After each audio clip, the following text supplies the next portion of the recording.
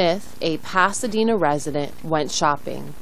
She is 30 and has lived at 3037 North Foothill Street since 1992.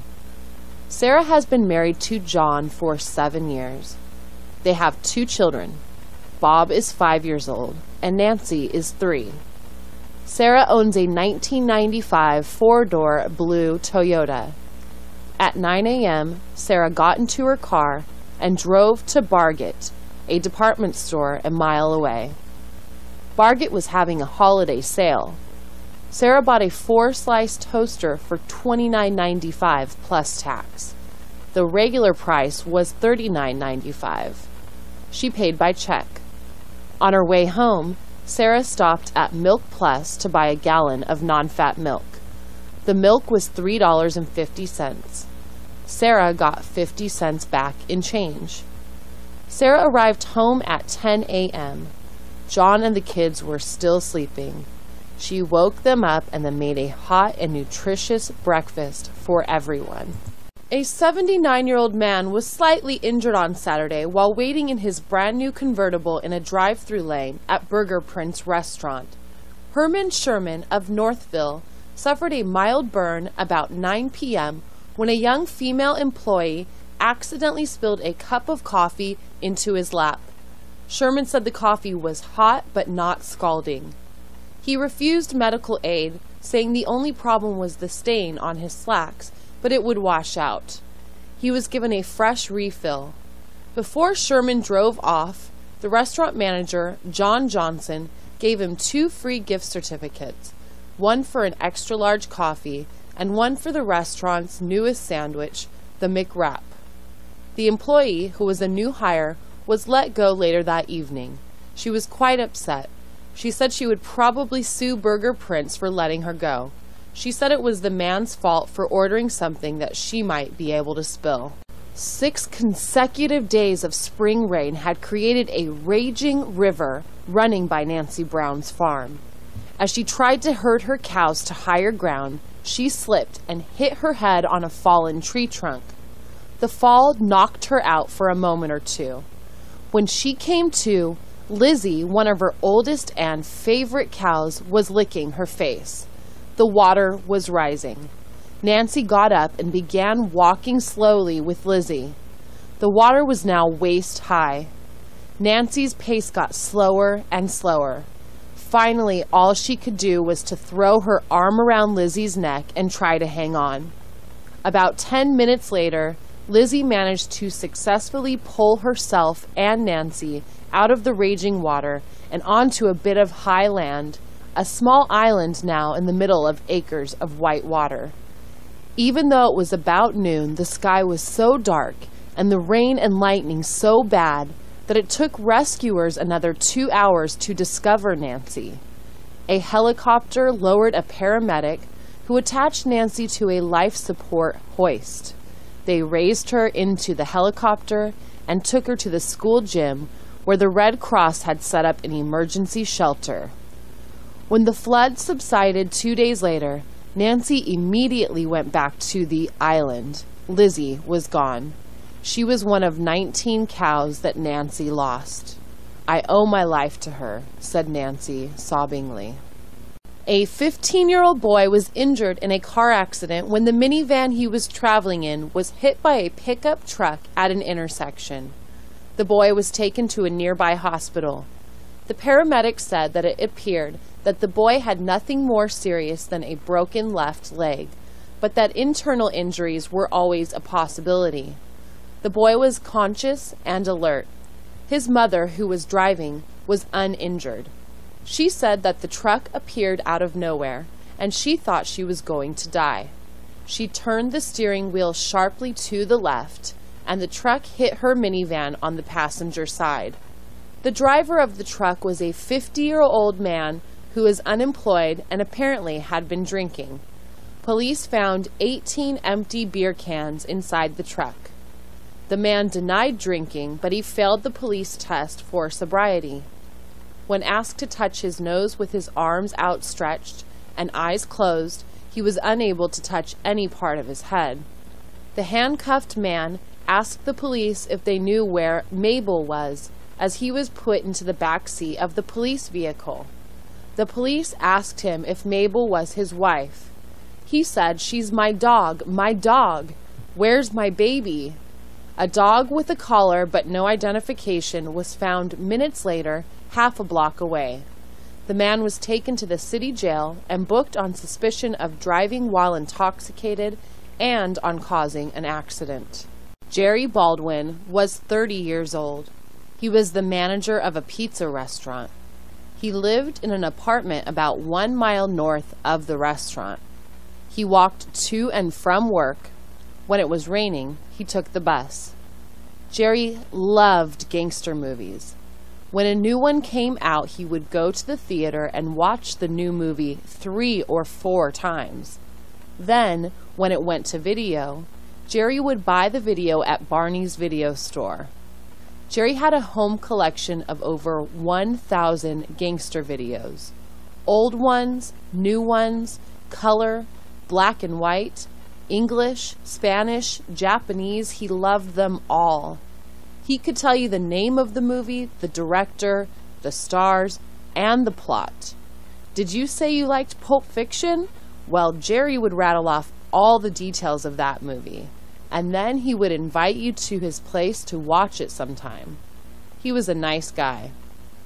Jerry finally decided that he would like to own a gun, just like the gangsters.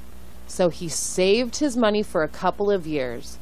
Then he went to a gun store and bought a used .38 caliber revolver for $300. While there, he also bought a couple of boxes of ammunition.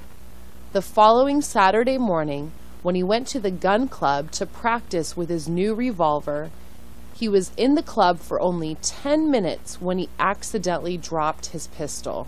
The gun went off and the bullet went into Jerry's right knee.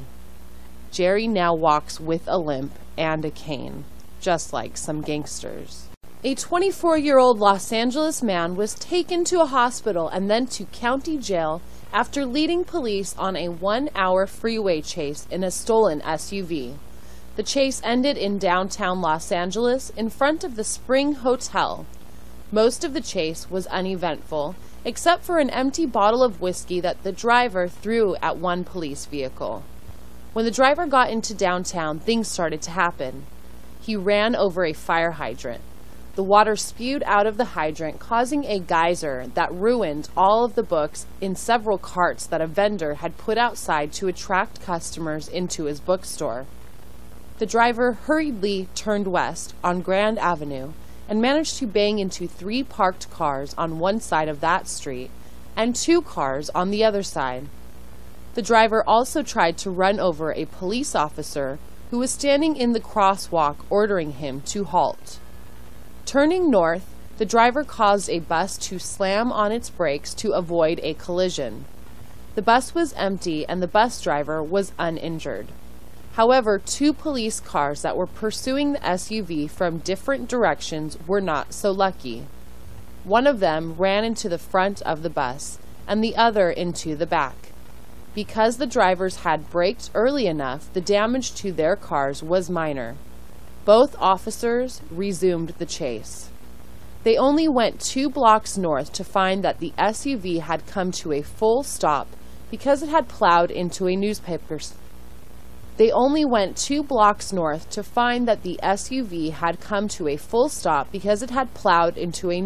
stand. The driver, who was not wearing a seatbelt, was slumped behind the steering wheel. The proprietor of the newsstand was yelling at the driver and shaking a magazine at him. The police called for the ambulance. They charged the driver with failure to yield to a police officer and driving under the influence. Sam, an unemployed piano tuner, said it was only the second thing he had ever won in his life. The first thing was an Afghan blanket at a church raffle when he was 25 years old. But this was much bigger. It was $120,000. He had won the Big Cube, a state lottery game. To win, a contestant must first guess which number a spinning cube will stop on. The cube has 6 numbers on it. 1x, 10x, 50x, 100x, 500x, and 1000x. If he is correct, the contestant must then guess which of two selected variables is going to be greater. So, just guessing which number appears on the cube does not guarantee that you will win any money. Sam correctly guessed 1000x, but he still had to choose between two variables. One variable was the number of cars that would run the stop sign at Hill Street and Lake Avenue in 6 hours. The other variable was the number of times that a teenage boy would change TV channels in a 3-hour period. This was a tough decision. Finally, Sam flipped a coin.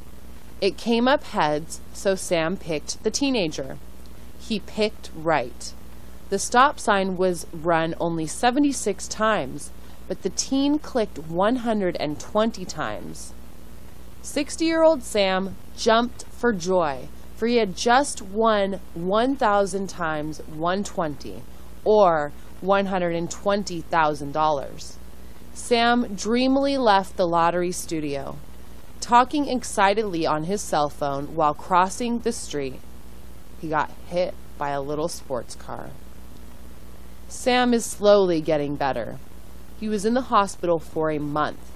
His hospital bill was $110,000, and the insurance company for the little sports car's owner sued Sam for $9,000 worth of repairs. Also, Sam still has to pay federal taxes on his winnings. Sam doesn't play the state lottery anymore. He says it's better to be unlucky. Inmates released 2 correctional officers they had held for a week in the tower at the state prison complex. The inmates captured the officers a week ago after the 2 officers tried to quell a food fight in the main dining room. The food fight erupted when the prisoners discovered that their candy ration had been cut in half. The candy is a popular bartering item.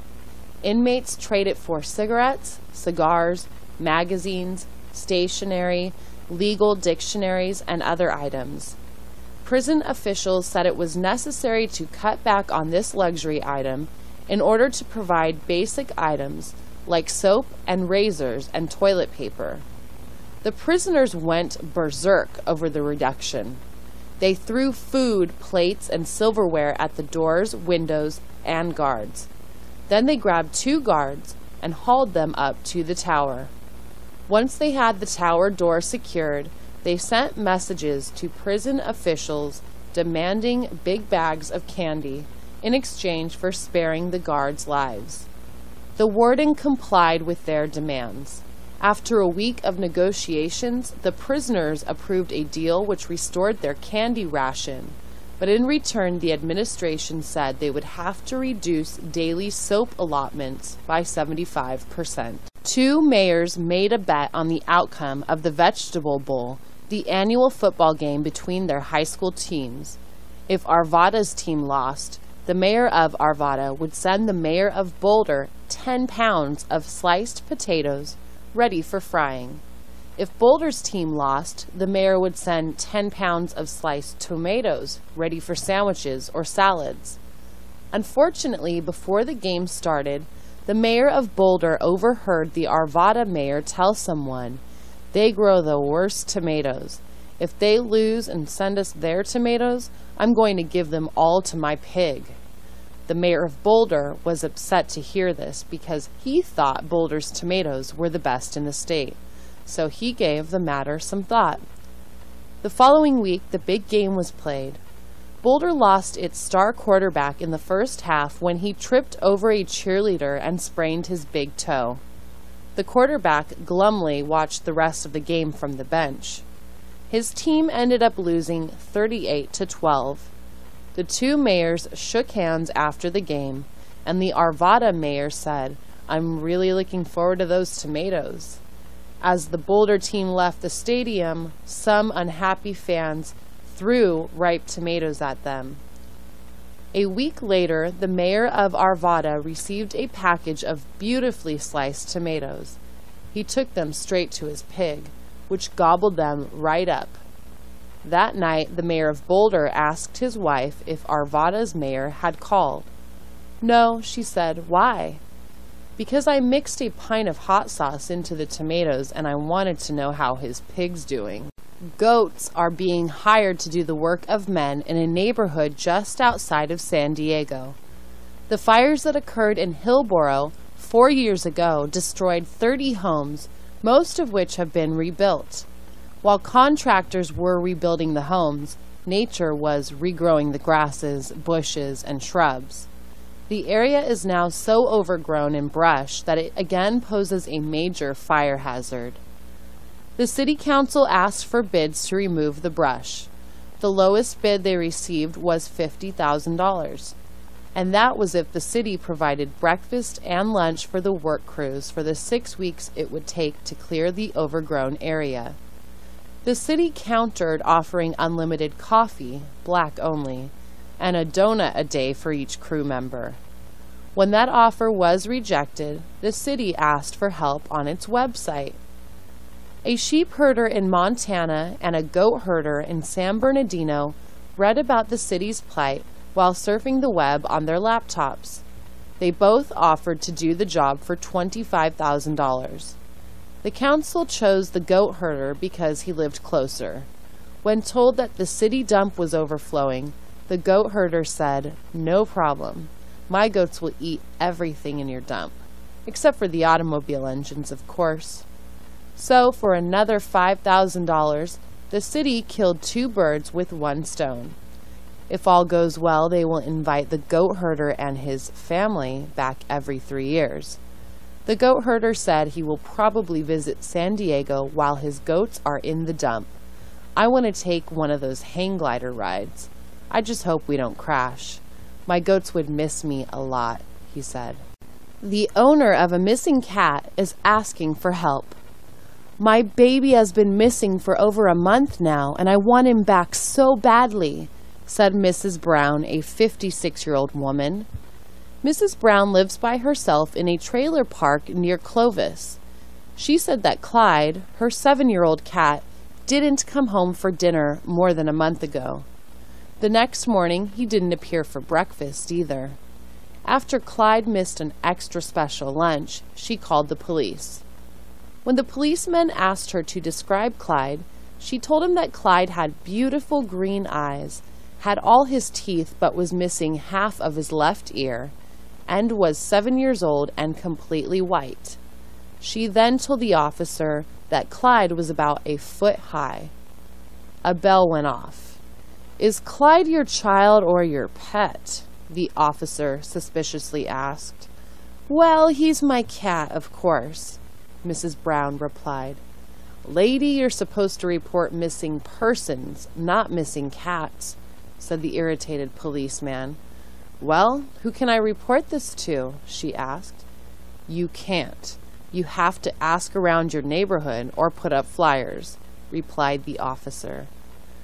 Mrs. Brown figured that a billboard would work a lot better than an 8x11 piece of paper on a telephone pole.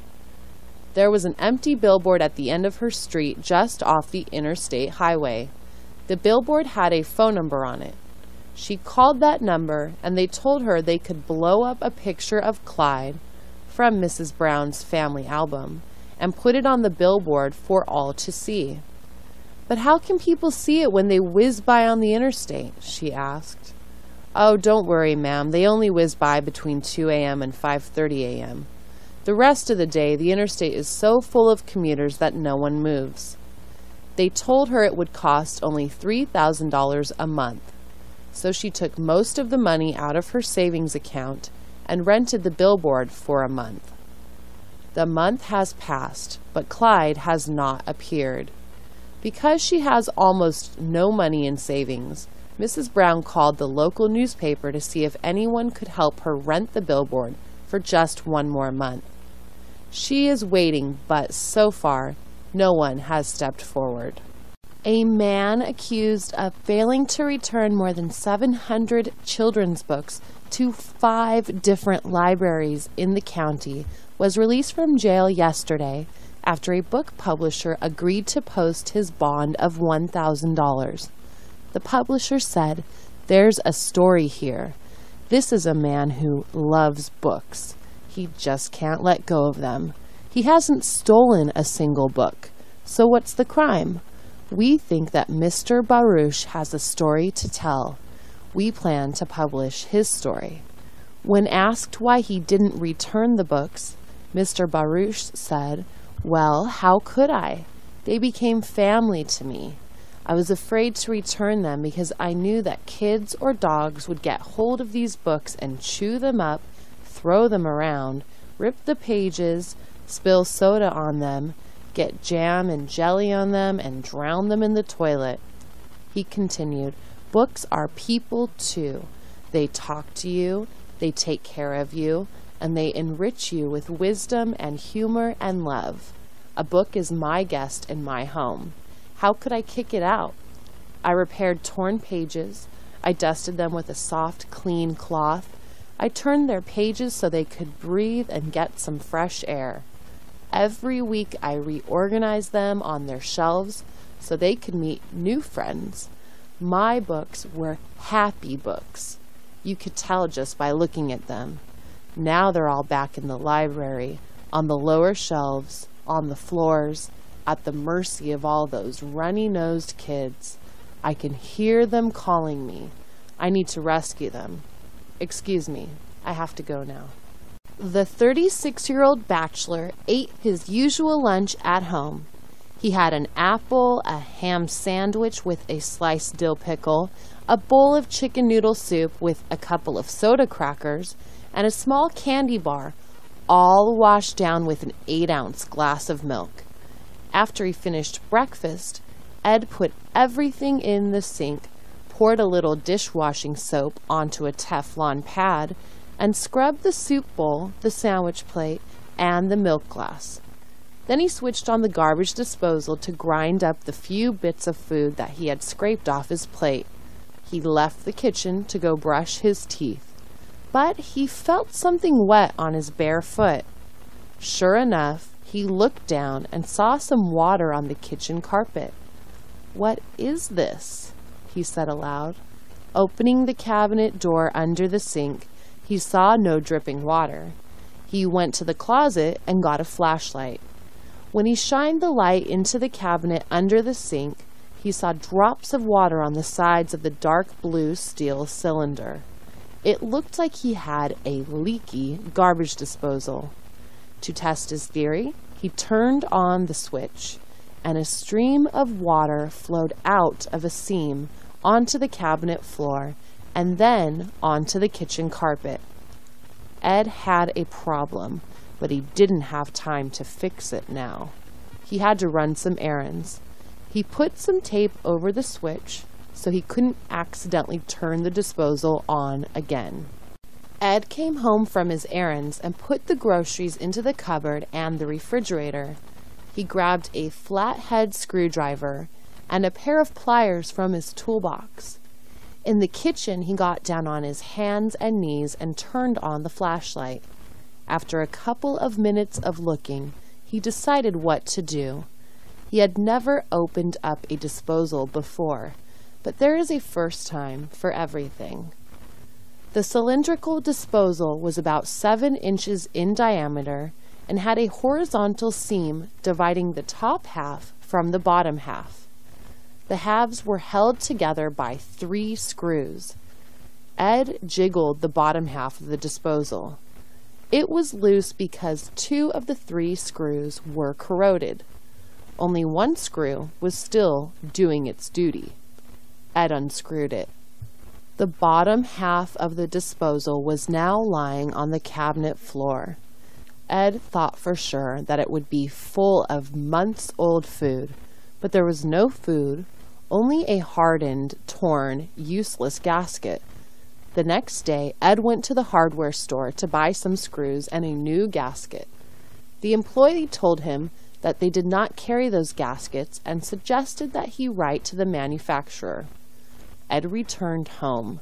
He created his own gasket by using gasket sealant that comes in a tube.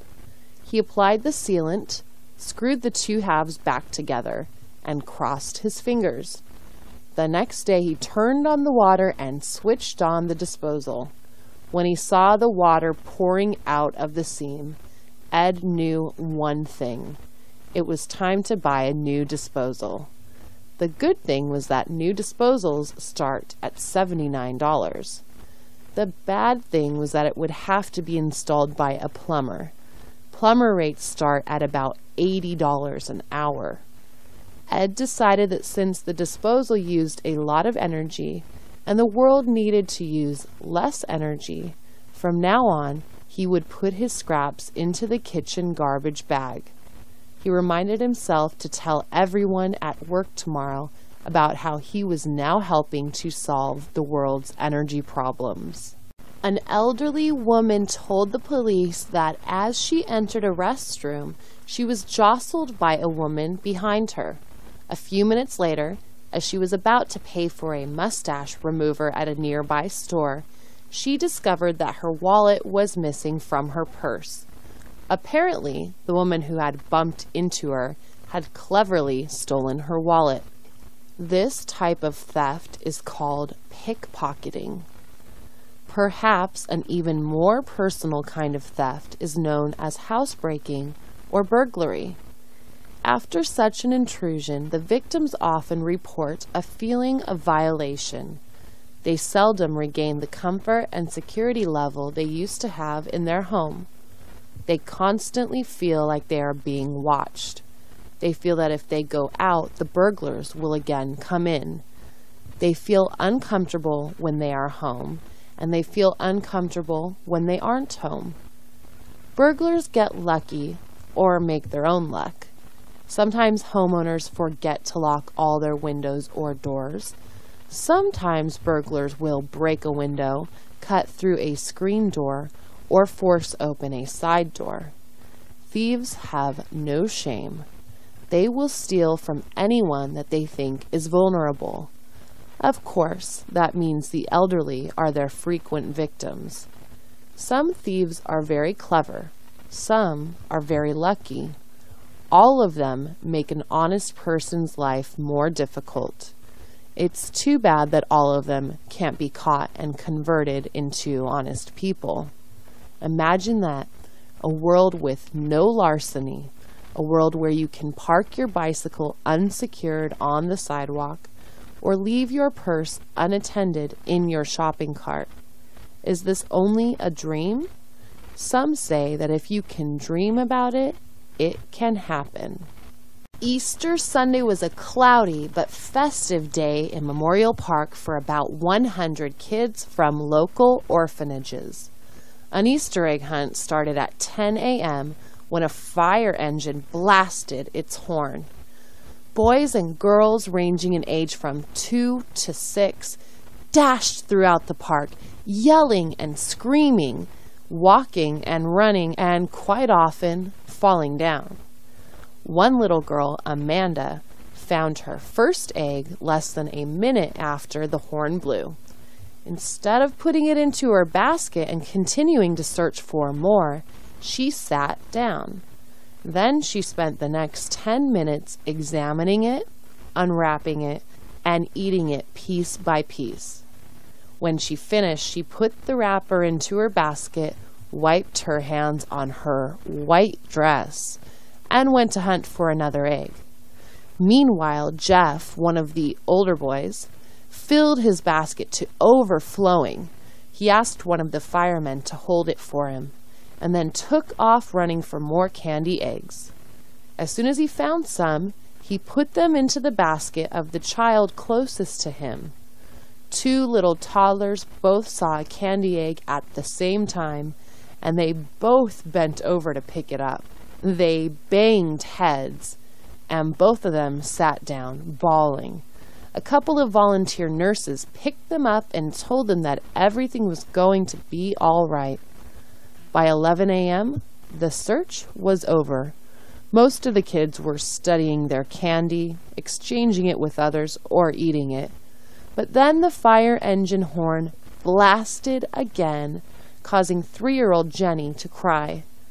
A fireman on a bullhorn told everyone to gather around because a special guest had arrived. Once everyone was settled, the Easter Bunny climbed down out of the fire engine. The bunny was 6 foot 6 inches tall. Most of the kids cheered and ran toward him. Even Jenny stopped crying for a moment. She stared at the bunny and at all the kids running toward the bunny. Then she started crying even harder. The Easter Bunny hugged the kids, and they hugged him. Then the Easter Bunny sat on a fire engine step, and one by one the kids came up, sat on his lap, and got their pictures taken. After that, the older kids were allowed to explore the fire engine itself. The festivities ended about 3 p.m. when the orphans climbed into the buses for the return trip home. Most of them said they had a fun time. 6-year-old Sarah asked, "Can we do this every Sunday?" And more than one boy asked, "Can I drive the fire engine next time?" Theodore, the manager of the Paradise Hotel, told a middle-aged couple that they would have to leave the hotel after just one night. The couple, visiting from Texas, had booked a room for 8 nights. They wanted a sterile environment, Theodore said. They should have rented a room in a hospital, maybe an operating room. This hotel is clean, but it isn't that clean. Theodore said that on the very first day, the couple brought all the sheets, pillowcases, and bedspreads down to the main lobby and just dropped them next to the front desk. They stood there next to this pile of bedding while other guests looked, pointed, and murmured. The hotel got 3 cancellations within the hour from people who witnessed this strange event. When Theodore asked the couple what the problem was, they said that their bedding was filthy and they wanted it replaced. The couple could not identify any specific filth on the bedding. The wife just said, "We're paying good money to stay here. How dare you doubt us? We know the filth is there. That's all the proof you need." Theodore called room service and the bedding was replaced immediately. Early the next evening, however, the couple marched to the front desk again and demanded 7 cans of spray disinfectant. "We need a can for each night. We have to spray the phone, the TV, all the door handles, the toilet handle, the shower stall, the faucet, the sink, and any hotel staff entering our room." Worried about what their demands might be in the following days, Theodore politely suggested that a hotel more suitable for them was just around the corner.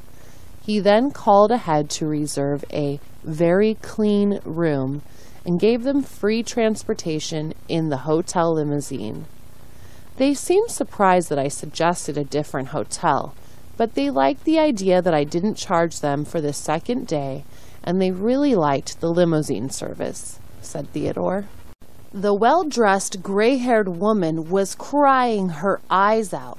She had just been fined $100 by the judge because a month ago, her dog made a mess on the front lawn of the courthouse. "I just got out of the cab and I leashed Poopsie to the light pole.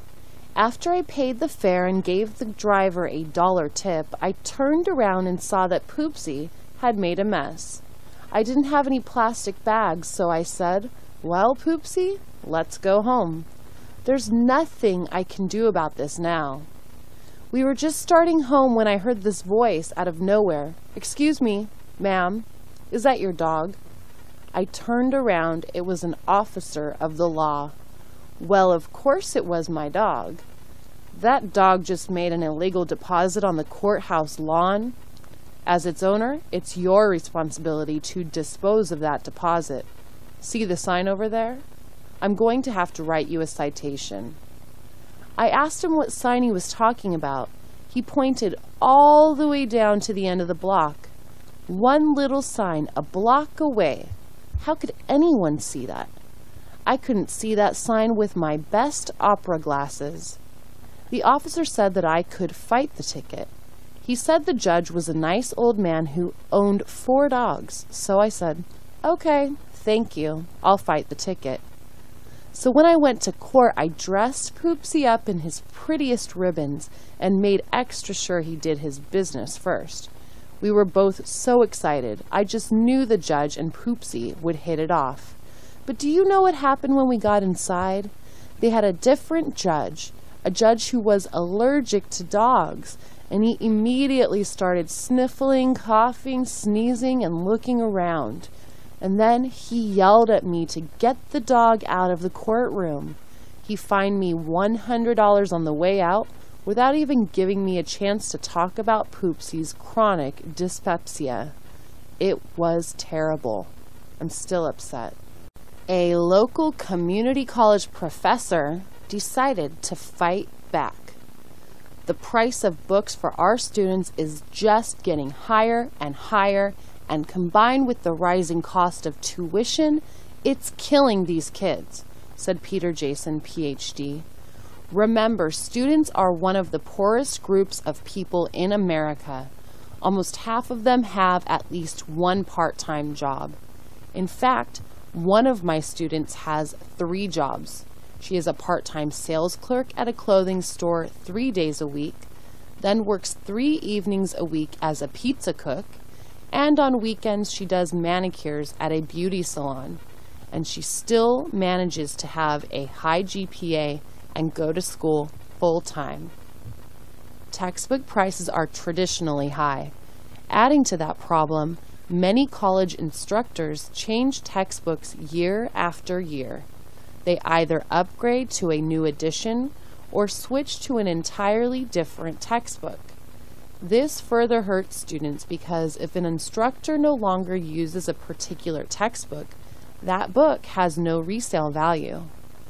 Dr. Jason decided to make life a little easier and a lot cheaper for his students by writing his own book on public speaking. Many books have an increased price because of bells and whistles, CD-ROMs, lots of color photographs, and lots of graphics. I talk to my students, and many of them, like me, prefer to keep things simple. So, during a sabbatical a few years ago, I wrote my own textbook. I made sure that it wasn't long-winded. I called it Successful Public Speaking: How to Be Brief, Concise, and to the Point. Compared to most other public speaking primers, mine is half the number of pages and 1/3 the price. That is $30 instead of $90. Plus, it is published in a 3-ring binder format. So, when I wrote a second edition last year, students only had to buy the 35 new pages and delete 35 of the original pages. For only $7, they had upgraded to the new edition. I've had great feedback from my students about this loose leaf concept. Maybe the word will get out and more writers and publishers will try it. A man and a woman died in an apparent murder-suicide last night in Altadena. The man was 74-year-old Dominic Vittorio. The woman was his 70-year-old wife, Victoria. The couple had been married for 50 years. In fact, their 50th anniversary occurred just a month ago, according to their next-door neighbor, Mrs. Allen. The couple was childless and had no close friends. Mr. Vittorio was a retired carpenter who had emphysema and was blind in one eye because of a cataract. His wife was a diabetic who had already had one foot amputated because of complications from the disease. Her eyesight was almost completely gone. "They were such a nice couple," said Mrs. Allen. "I've lived next to them for the last 20 years or so. I'm widowed, and Dom always used to help me with things like changing light bulbs and fixing appliances. They had no kids, but they were always friendly to the neighborhood kids. Every Halloween they handed out tons of candy and fresh fruit. But about 8 years ago, Vicky came down with diabetes, and things just haven't been the same for her or Dom. They used to be so friendly and full of life, and then they just seemed to get quieter and quieter. She used to come over to my place once or twice a week, and we would talk about all kinds of things and have the nicest time.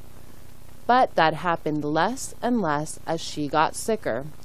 So I would go over to her house about once a week and we would talk.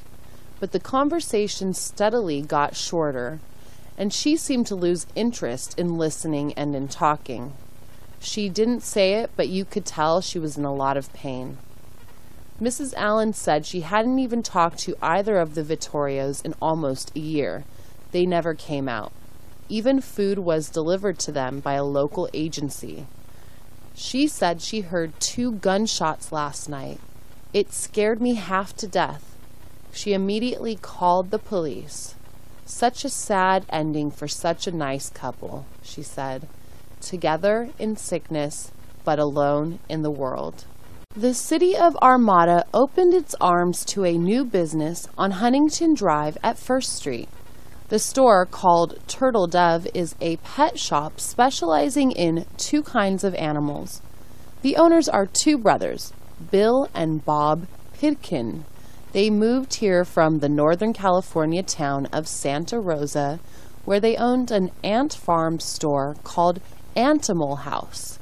That store was such a success, after 5 years they sold it for a big profit.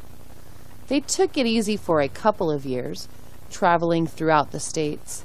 We visited almost every zoo in the country, partly because we love animals and partly because we were looking for inspiration for our next business, said Bill.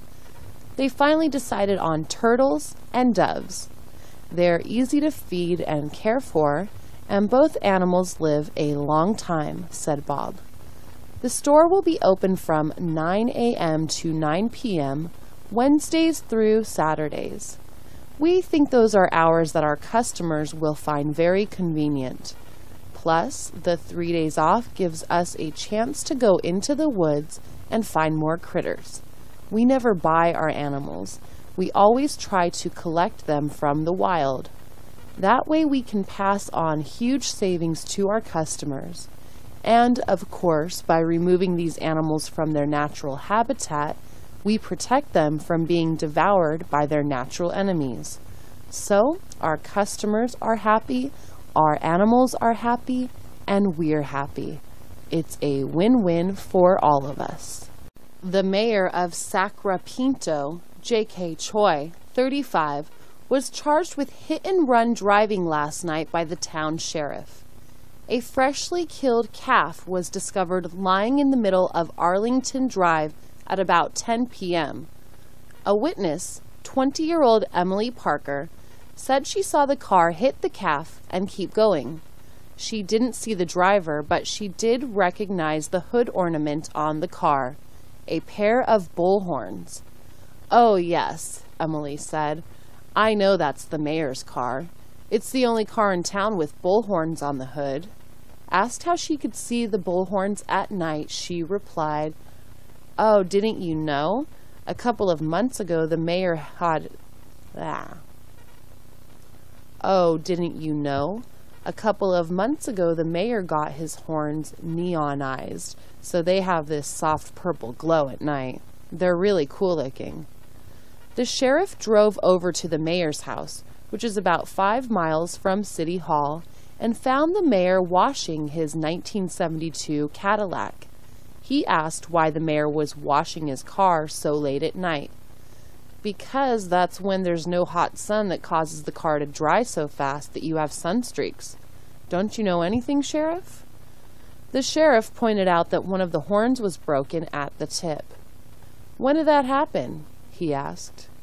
"When did what happen?" Choi asked. "Oh, good grief, I never even noticed that. Do you know how expensive these horns are? They don't grow on trees, you know. I wonder if I can find the missing piece and superglue it back on."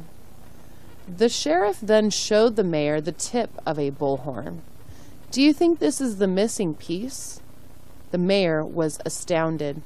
He looked at it, turned it over in his hands, and then placed it on the horn where it fit perfectly.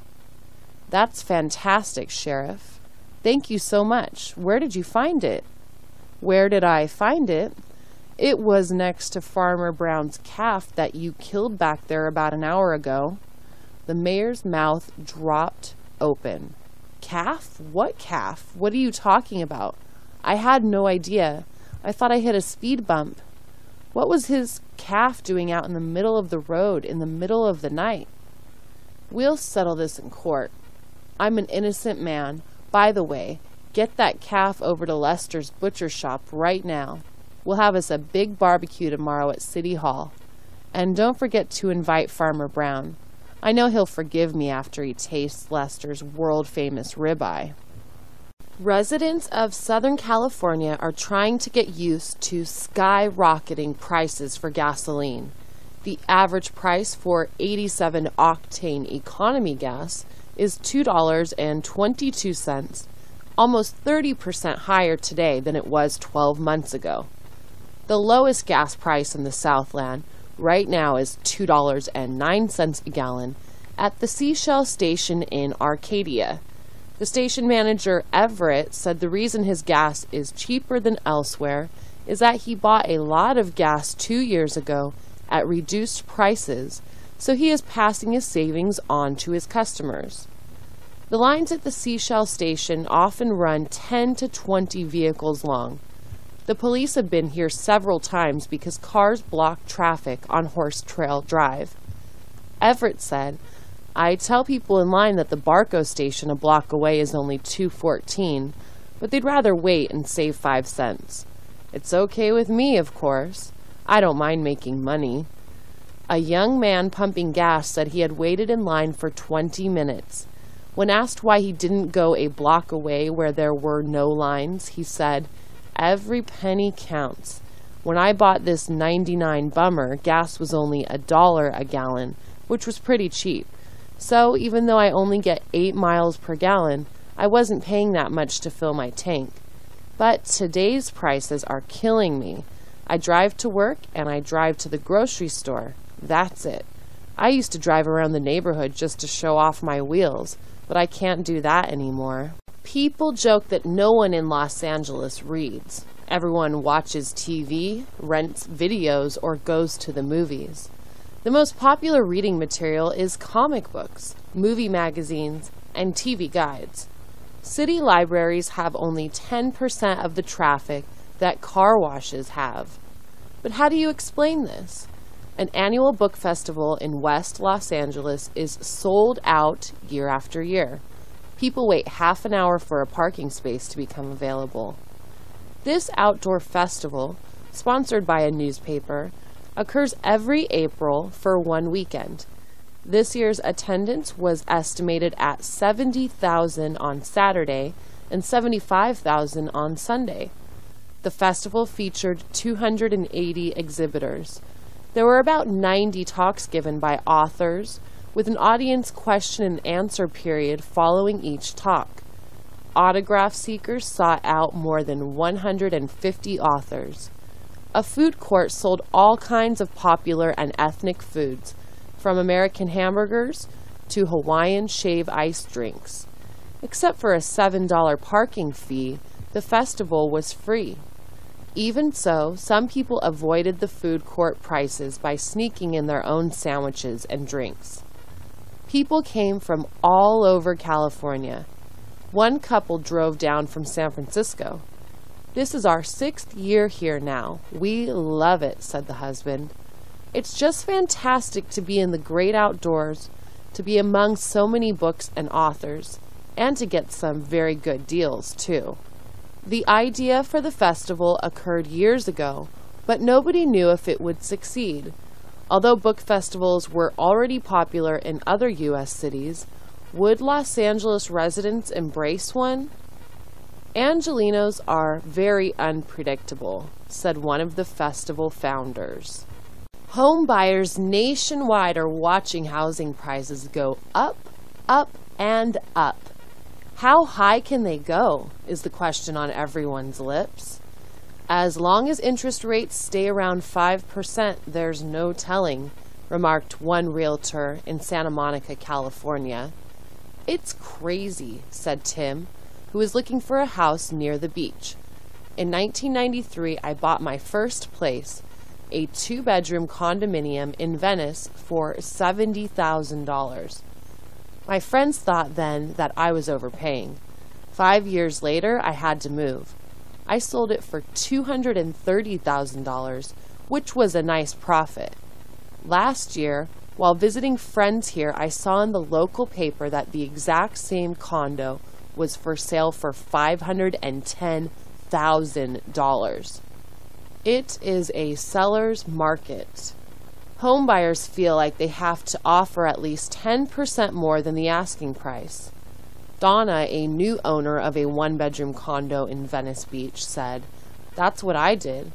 I told the owner that whatever anyone offers you, I'll give you $20,000 more, under the table, so you don't have to pay your realtor any of it. I was tired of looking." Tim says he hopes he doesn't get that desperate. Whether you decide to buy or decide not to buy, you still feel like you made the wrong decision. If you buy, you feel like you overpaid. If you don't buy, you want to kick yourself for passing up a great opportunity. Everyone says the bubble has to burst sometime, but everyone hopes it will burst the day after they sell their house.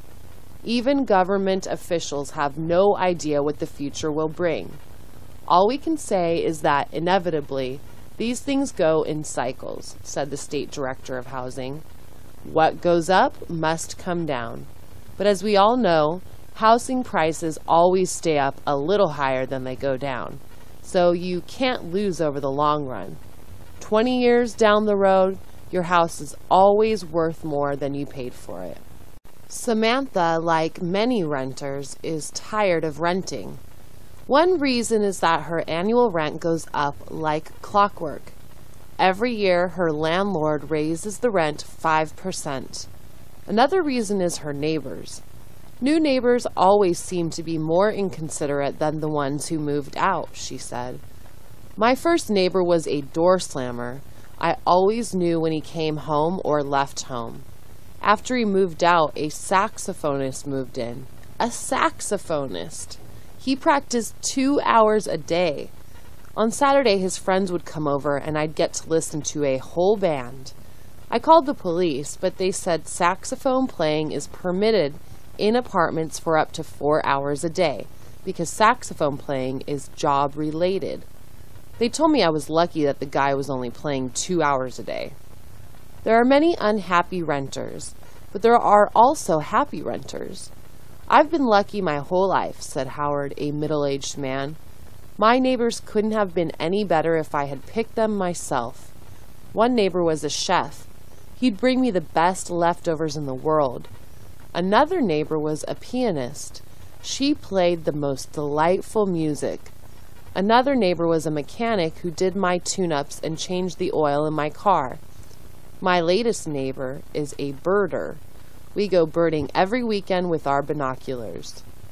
Different persons have different attitudes. Samantha saw the saxophone player as irritating, yet Howard saw the piano player as delightful. Millions of people would be happy just to have a roof over their head. Yet there are millions who would complain that their roof is the wrong color. A work crew consisting of 150 volunteers worked for 8 hours in a light drizzle on Saturday to clean Carson Creek of almost 9 tons of debris. A job well done, smiled Alan Spector, the director of the event. We're scheduled to come back here one more time 3 years from now. Of course, we hope that there won't be 9 tons of garbage next time. The garbage came in all shapes, sizes, and colors. Cans, bottles, bicycles, car tires, auto batteries, sofas, furniture, clothing, shopping carts, bowling balls, plastic bags, dolls, baby carriages, TV antennas, and portable radios. There was even a golf bag with a full set of golf clubs. Much of the back-breaking work was done by 2 community groups, the Cub Scouts and Boy Scouts, and 2 environmental groups, Save the Bay and Watch the Whales. Concerned retirees and volunteers from police and fire departments assisted. Everyone was issued boots, gloves, and rain gear. The work occurred along a 2-mile stretch of stream bed. The debris was hauled roadside where trucks lined up to take the trash to the landfill. More than 500 big yellow trash trucks were filled. No one found anything of great value, although a 5-year-old boy found an earring that he thought might be worth $1 million because it was so shiny. He said he would sell it. Then he would donate half of the proceeds to watch the whales and use the other half to buy a triple scoop ice cream cone every day for the rest of his life. A company in Phoenix, Arizona says that it can now clone your cat. Actually, said Felix Lee, president of Twice is Nice Incorporated, you don't even have to wait until your beloved cat dies. We already have clients whose clone lives with its donor. The price is steep. A clone of your cat will cost $50,000. First, your veterinarian must do a biopsy of your cat. This is sent to Twin Incorporated, where it is cultured to grow fresh new cells. These new cells are stored in liquid nitrogen until you notify Twin Incorporated that you are ready for the clone. At this time, you pay half the amount, $25,000. A cultured cell is implanted into a female cat that is in estrus, and if it all goes well, a kitten is born about 60 days later. The new kitten is weaned in about 8 weeks. Twin Incorporated delivers the kitten to you after it receives the remaining $25,000. We are a growing company, said Lee. Our facility can handle about a dozen births a year now, but our goal is to produce about 50 kittens and 50 puppies a year. The company is currently experimenting with stray dogs. Some canine clones seem to be perfect, but some have been bizarre. Nevertheless, Lee believes that they will be successful cloning dogs in about a year. The oceanside community of Lozano Beach is debating whether to allow homeowners to rent out their homes on a weekly basis during the summer. Such rentals produce high incomes for the owners and the city, which gets part of this income through a 15% surcharge to the owner. This can be a boon to our coffers, said Rick Brown, city manager. In the summer, homeowners can bring in $2,000 a week or more. However, these rentals can also be a can of worms. The city stopped allowing weekly rentals 10 years ago because of the problems they were generating. 2, 3, or even 4 families would pile into a 2 or 3 bedroom house. Then they would park their cars on the lawn and produce huge amounts of trash. Sometimes they would toss this trash on the streets and sidewalks. Noise would be another problem. Some people would party late and loud every night. This abuse created a lot of friction with neighbors and resulted in extra work for city maintenance crews and for police, who had to respond almost hourly to residents' complaints about noise, music, trash, and parking problems. But now the city's budget problems are making it reconsider its ban. City officials will hold a community meeting next week to listen to the pros and cons. One official has already suggested a proposal. He thinks that a fine might work. If the city has to respond to complaints, the homeowner will be charged $200 per response. Such a fine might cause the homeowner to be careful to rent only to people that he is sure will be considerate of the neighbors. The city would still get 15% of the rental fee, even if the homeowner's rent were totally offset by fines. The city would post inconsiderate renters' names on the city website so that other homeowners would know about them. Some officials think the ban should be continued because these visitors to the community have already proven that they have no consideration for others. Their money isn't worth the headaches they cause. The mountain town of Canton is at an elevation of 6,000 feet. It is surrounded by thick underbrush and pine trees. Because of 6 years of drought, these plants are a major fire hazard. Thousands of trees and tons of underbrush are going to be removed over the next 5 years at a minimum cost of $3 million. The brush will be removed first, then the trees will be toppled and removed. A cleared, non-flammable area will then safely surround the town of 4,000. Residents look forward to the work because it will help their town survive a future inferno. But there are 2 problems, said one resident. All the extra trucks are going to make traffic pretty bad. Once the area is cleared, we have to make sure dirt bikers don't try to make the cleared area their personal playground. A recent fire burned 4,000 acres and destroyed 11 homes in nearby Hamilton. The fire was raging toward Canton, but a sudden rainstorm put it out. Residents know that they won't get lucky twice, so they are looking forward to this massive clearing operation. 90% of the cutting and clearing will be paid with federal funds. Unfortunately, if the trees are on private property, they must be paid for by the residents themselves. Prices can range as high as $1,000 to cut and remove 1 tree.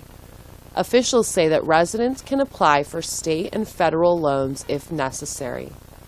Well, what good does that do me? Asked Thelma, a 65-year-old widow. I'm living on Social Security. I've got 4 trees on my property. The government's not going to loan me money when they know there's no way I can pay it back.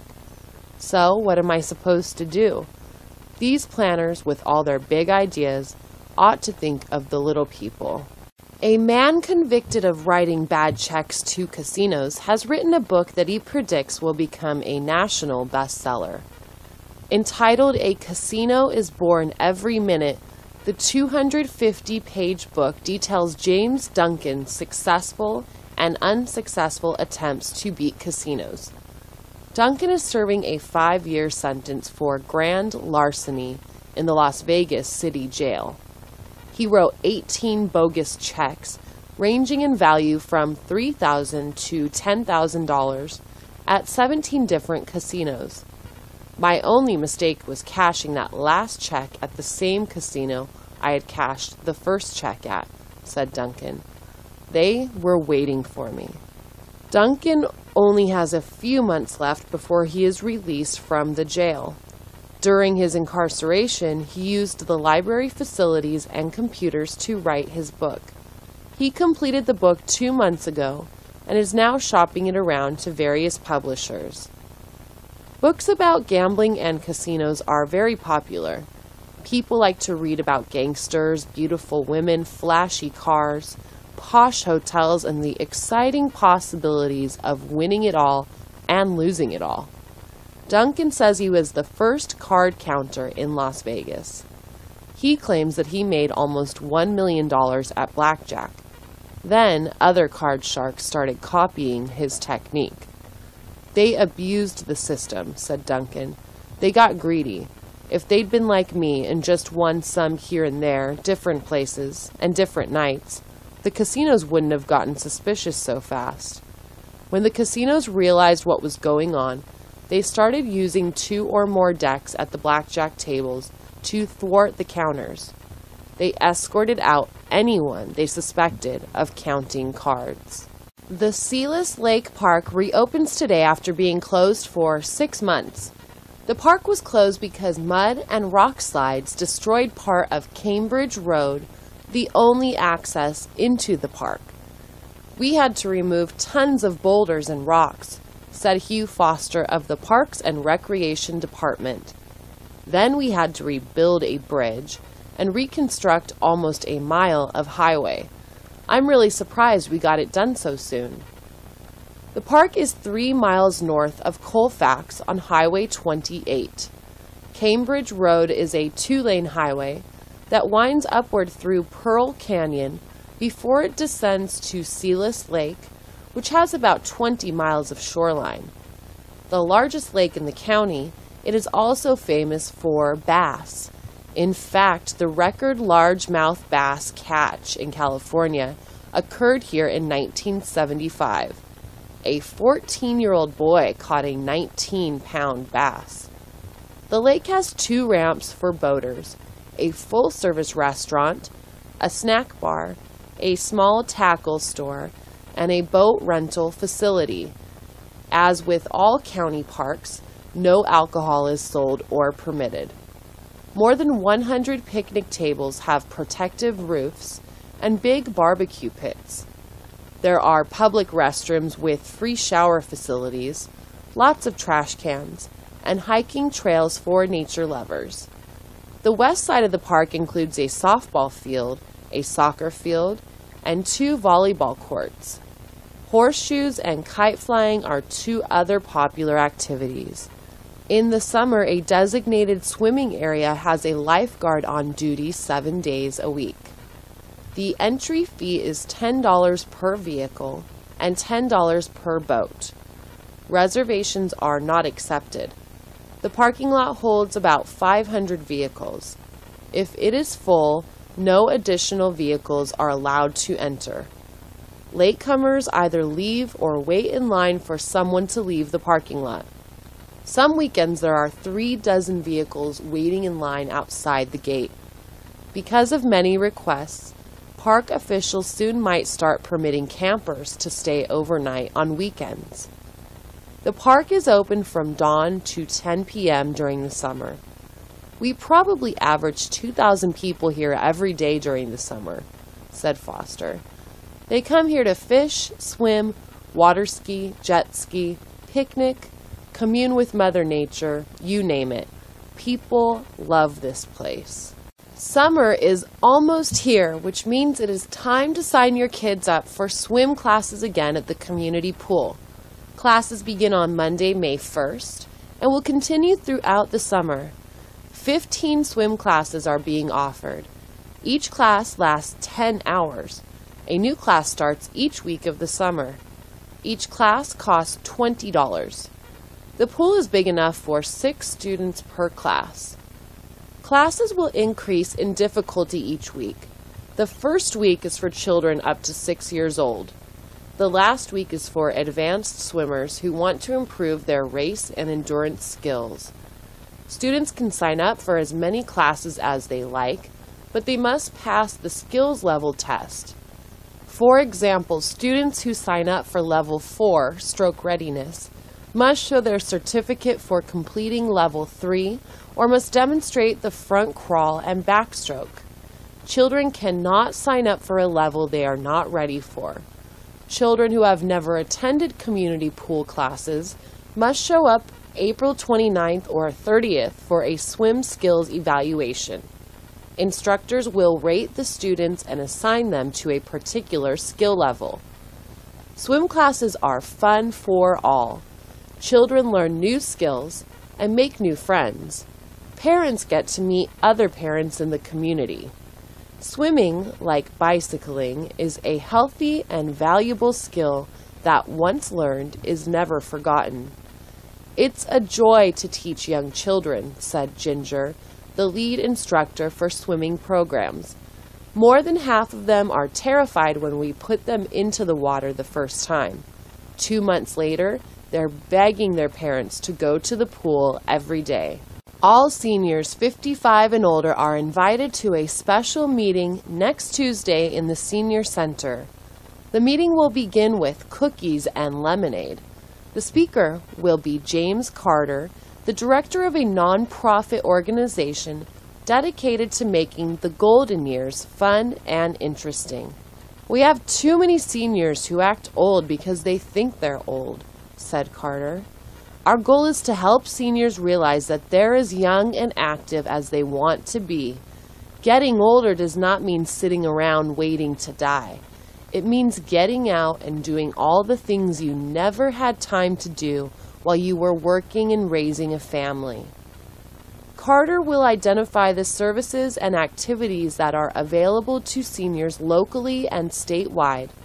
Included are legal aid, tax advice, discounts for bus and taxi travel in the city, and free blood pressure testing on the first Monday of each month. Testing for diabetes and for cataracts is offered 4 times a year for a nominal fee. The city also provides inexpensive dinners called Meals on Wheels. Volunteers deliver these meals to seniors who are homebound because of illness or injury. An internet class begins this month for seniors who want to visit the World Wide Web. Many seniors still use typewriters, said Carter. They see no need for a computer, but after they take this course, some of them may decide to buy their own laptops. New activities at the senior center include bingo on Friday and Saturday nights, with a grand prize of $50 each night. The center is also offering strength training classes. As you get older, said Carter, you need to keep both your mind and your body active. An active mind helps prevent Alzheimer's, and an active body helps prevent osteoporosis. The Federal Department of Housing and Urban Development has awarded $5 million to 3 different local nonprofit organizations. The money will be distributed over a 4-year period and is aimed at helping approximately 1,000 homeless people in the county of Arvada. One agency, with headquarters in Woodbridge, is slated to receive $1.5 million. The agency director says that they will focus their resources on educating the homeless. We will probably build another school home with this money, he said. A school home is exactly what it sounds like. It is a school and a home. We have already built 4 school homes throughout the county. We get the homeless off the street and we educate them so they don't have to return to the street. We teach them how to be auto mechanics, plumbers, landscapers, painters, carpenters, bricklayers, electricians, and air conditioning repairmen. You wouldn't believe the success that we have had. In fact, a couple of weeks ago, our office air conditioning went out. My secretary called a repairman. The repairman was one of our first homeless students. He now owns his own air conditioning business, plus 2 houses, 2 cars, and a boat. He has 12 employees. Holy cow! He's been doing better than I am. He fixed our air conditioning for free. I think I might sign up for the air conditioning class myself. A 20-unit apartment building burned for about an hour before firemen were able to extinguish it. The fire started in the attic at about 10:30 p.m. yesterday evening. The damage was estimated at $1.5 million. A fire department spokesman said the fire might have been set deliberately. The tenant who first saw the blaze banged loudly on the door of every unit in the building. Occupants of 15 units were already in bed or preparing for bed. No one responded in the other 5 units because the tenants were not home. Those tenants who were home escaped with nothing more than the clothes on their backs, their pets, their cell phones, and their laptops. Many tenants went across the street to watch the fire from a safe distance. They were all hoping that their units would be spared. Some of the pets were so disturbed by the noise, crowds, flames, and smoke that their owners could not hold on to them. They clawed their way out of their owners' arms and dashed away. The younger children were similarly frightened. They cried in their parents' arms.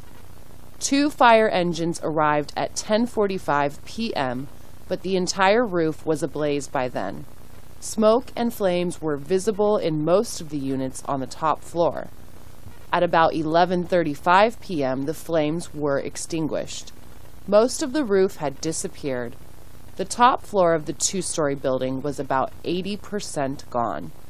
Water was seeping into the ground floor units, ruining most of them. The tenants were crying or speechless.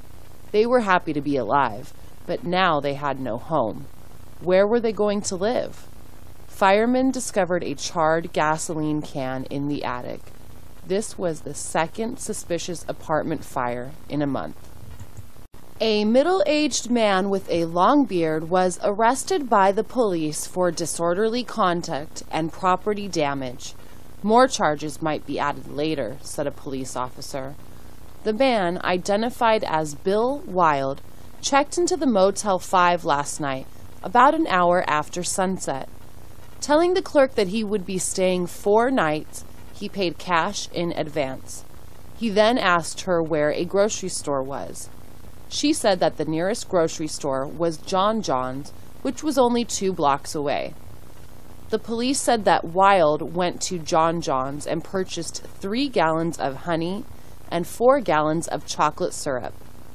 The checker asked him what the occasion was. He replied, "I'm trying to become a sweeter person." The checker smiled at the joke. Wild drove back to the motel. He opened all 7 containers and poured them into the bathtub. He added warm water to the mix. Then he placed his boombox on the bathroom floor next to the tub. He tuned the radio to an opera station. He got undressed, hopped into the tub, and started singing loudly with the music. 15 minutes later, the lodgers in the room next door phoned the clerk. She banged on Wild's door, but he kept singing. She phoned his room, but he didn't answer. Then she called the police, who arrived quickly. "Well, at least he paid in advance," said the clerk. "That money will help pay for the plumber." The bathtub drain was completely clogged. The tub remained full of chocolate and honey. "You just never know about people," said the clerk. "He seemed so nice and friendly. Who'd have thought he was a bathtub singing nut?" The police said this was the 3rd time that Wild had been arrested for this kind of behavior. The local university blood center had a blood drive today at the Civic Center auditorium. Almost 300 people showed up, but about 50 were turned away for various medical reasons. 50 others left because the lines were moving so slowly. The event concluded at 6 p.m., 3 hours after the scheduled close. It was a long day for everyone, administrators, nurses, and donors. But there were plenty of chairs and tables, and many people brought their own books, magazines, or newspapers. The first thing that donors had to do, of course, was fill out the donor registration and screening form. When they finished filling out the form, they waited until a nurse called them to her desk. The average adult body contains 8 to 12 pints of blood. Donors can give 1 pint at a time. It takes your body 2 to 4 weeks to replace this amount. Most donors filled up the pint bag within 5 to 10 minutes. Before leaving, the donors received a sheet of instructions including: do not lift any heavy objects for 12 hours, leave your pressure bandage on for 2 to 3 hours, do not smoke for at least 30 minutes, avoid alcohol for the rest of the day, do not do any strenuous activity for 24 hours. "I wish I could hug and kiss all the volunteers that are here today," said Martha, the blood center donor recruiter. Many donors underestimate the importance of what they're doing. They think it is no big deal, but it is a big deal. Their blood is actually saving lives, helping other people to live. We cannot thank them enough for that, nor can the recipients. The Fernwood Library sponsored Fernwood's 42nd Art Fair this weekend. The 3-day event was held as usual at Memorial Park. Almost 100 artists showed up each day.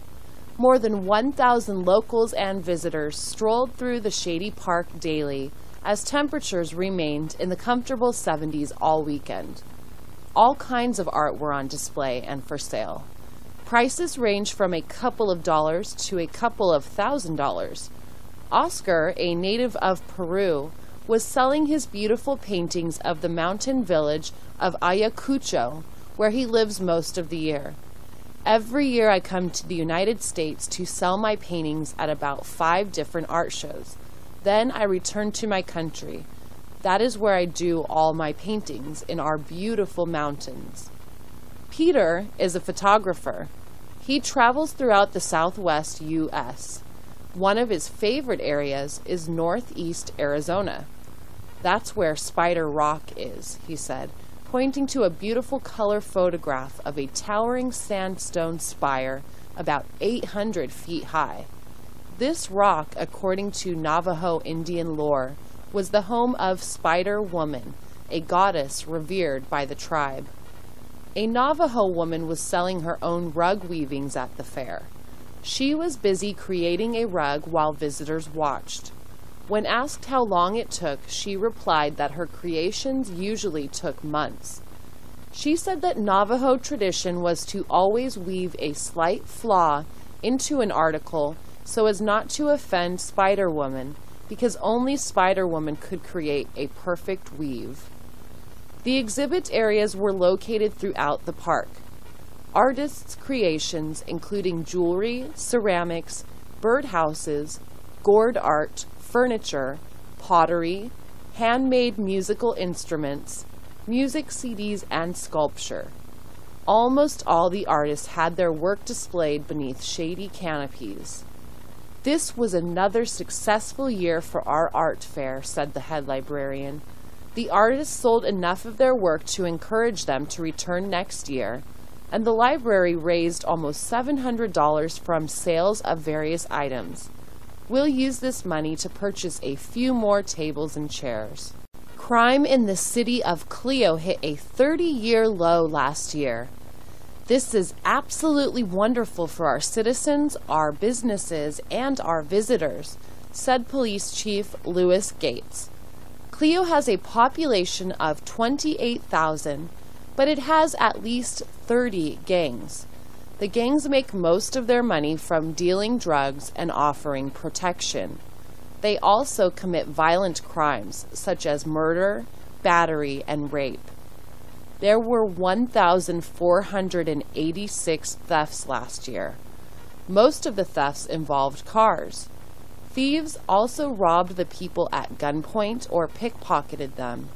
They broke into houses and businesses at the alarming rate of 2 a day 2 years ago, but that rate was down to only 1 a day last year. That's a 50% decrease in 1 year, beamed Gates. I think the officers deserve a big pat on the back. Even better, maybe they'll get that 10% raise that they are all hoping for next fiscal year. Citing an example of how the police force has helped reduce crime, Gates talked about bicycle thefts. For years and years, kids were locking up their bikes at bike stands in front of schools, libraries, and malls. About 10% of the time, the kids would come out of the school or wherever and discover that their bike was no longer there. Someone had cut the lock and stolen their bike. We racked our brains trying to find a solution to this problem. Finally, at the beginning of last year, we hit upon it. We simply removed most of the bike stands. Then the bicycle theft rate came down quickly. Most cities